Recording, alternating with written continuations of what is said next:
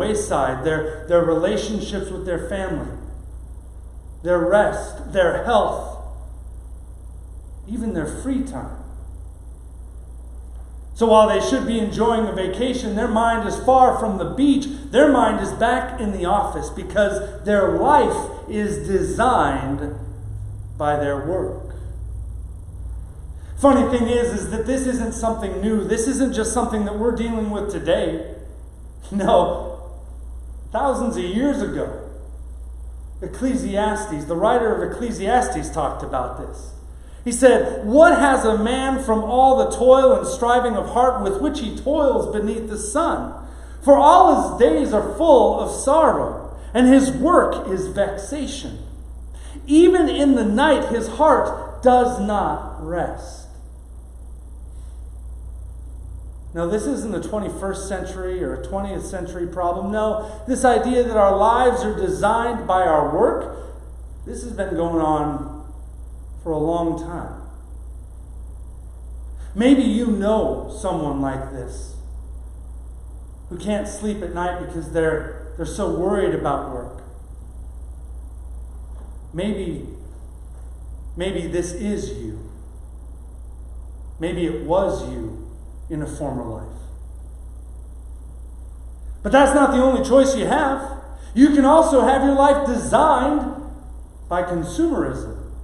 You know, more stuff, because more stuff is better.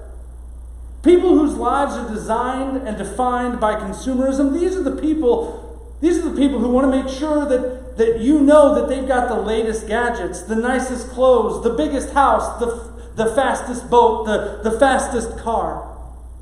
These are the people who even though they have more than enough stuff in their garage, no, they keep getting more and more and more. I mean, we have a whole storage unit, what's the word? I just dropped the word. People need to buy storage units because they don't have enough room in their houses anymore. Because they have too much stuff. But again, this isn't a problem just for us. This was going on in Jesus' day as well. He told a parable that we heard today about a man who was very successful. And he had so much stuff that he actually had already outgrown his closets, and he'd outgrown his basement, and he'd outgrown his garage, and so he needed to go and he needed to get bigger storage units. And finally, when he was building and getting these bigger storage units to hold all his stuff, that's when he felt like he had arrived. That's when he felt like his life finally had meaning. As Jesus says, "I will say to my soul, 'Soul, you have ample goods laid up for many years. Relax, eat, drink, and be merry.'" A life designed by consumerism, by stuff. But there are still some other designers that you can choose to wear if you'd like. You can go to other designer names like anger. You know, I mean, there are so many people who live their lives angry at the political system, angry at somebody who did something in their past, angry. Then there are some other people who they live their lives designed by jealousy, looking at what other people have and wishing it was theirs. Still others, they live their lives designed by lust, by their sexuality. They're defined by who they're with in a relationship. And still others define and design their worth in their life around themselves. Selfishness. Me first. Like I said, there are no end to designers that can design your life in this world. But there is another choice. There is another designer that nobody else or that very few people are wearing these days. There's a designer that will help you stand out as you walk through your life. If then you have been raised with Christ, seek the things that are above. Set your minds on things that are above, not on things that are on earth. For you have died, and your life is hidden with Christ in God. Your life is hidden with Christ in God. In other words, when Jesus died on the cross, when he was raised again, he took your life as his own.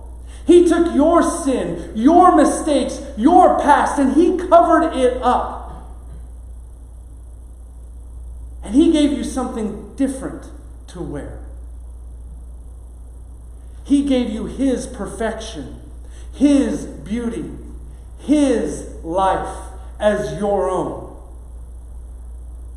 And when you were baptized, that was when you began wearing that new wardrobe. That's why Paul is saying to us and to you, put on the new self, which is being renewed in knowledge after the image of its creator. Put on that new wardrobe that you have been given in Christ Jesus, because when you do, you point back, just like the people walking on the red carpet, you point back to the one who designed what you're wearing. Because Jesus gave you this incredible new wardrobe. He gave you some great new things to wear out every single day that will help you stand out. Every single day you can put on the compassion that God has for you in Jesus Christ. Every single day you can put on the forgiveness that Jesus gave you on the cross. Every single day you can put on the love and the care for your neighbor that God has for all people. Every single day you can put on all of these things that Jesus has given to you as this new wardrobe, and every single one of them does exactly what it's meant to do. It points back to the one who made it. It points back to the one who made you, Jesus Christ. You have a whole new wardrobe to wear out every single day to help you stand out in this world. But it is a choice. And Paul points this out today. He says, put off the old self with its practices. You see, this is a choice you make every single day as you wake up. Not just putting on the shirt you're going to actually wear, but every single day, every minute of every day, you get to choose what you're going to wear that day. And sometimes we like to go back into that closet and we like to pull out some of that old stuff. You know, we'll go back, even though we've got all this beautiful new clothing that God has given us in Jesus Christ, this wonderful wardrobe of love and compassion and grace. Now, we like to go back and we go to that box that's got all those old clothes in it, and we pull out that old anger and we put that on because that feels good. Or we go back into the closet and we pull out that jealousy because it's comfortable. We go back into the closet and we pull out the anger.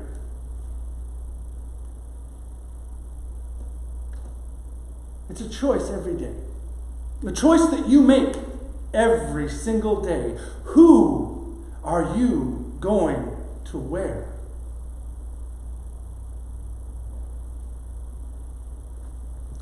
This is LeBron James. LeBron James loves Nike. As you can see, he is actually kissing that shoe. Why does LeBron James love Nike? Because he has a lifetime contract with Nike. A lifetime contract. And this lifetime contract is worth over $1 billion. $1 billion. With a B, that is correct. $1 billion. Do you know what he has to do? He's just got to wear Nike. He He gets a new wardrobe of Nike every single year. Every year he gets the latest and the greatest in what Nike is making. Why? Because Nike wants to make sure that everybody is looking at him and going, I want to dress it the way he is. I want to wear what LeBron's wearing. I want to be like LeBron. But did you know that in this contract, if LeBron wears anything other than Nike, anything, if he wears Adidas shoes, Under Armour shirt, a Reebok jacket, he's in breach of that contract. He could lose the contract if he puts anything else on. It's the exact same with you and me. Christ has given us a new wardrobe. A new wardrobe that is renewed every week as we come to church. A new wardrobe that is renewed every single day in the grace that God gives us in Jesus Christ. This is a new wardrobe we get to wear every single day. But when we go back and we put on those old clothes, we are in breach of our contract. We are in breach of the contract that God made with us at our baptism. And yes, when we put on those old sinful earthly practices, we do jeopardize our contract.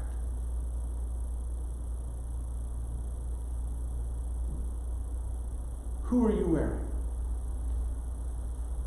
Who are you wearing?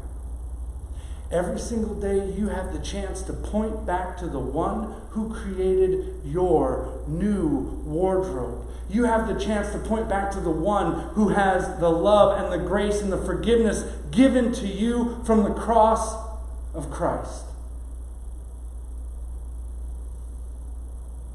Who are you wearing? The answer for a Christian is pretty simple. I am clothed in Christ. Amen.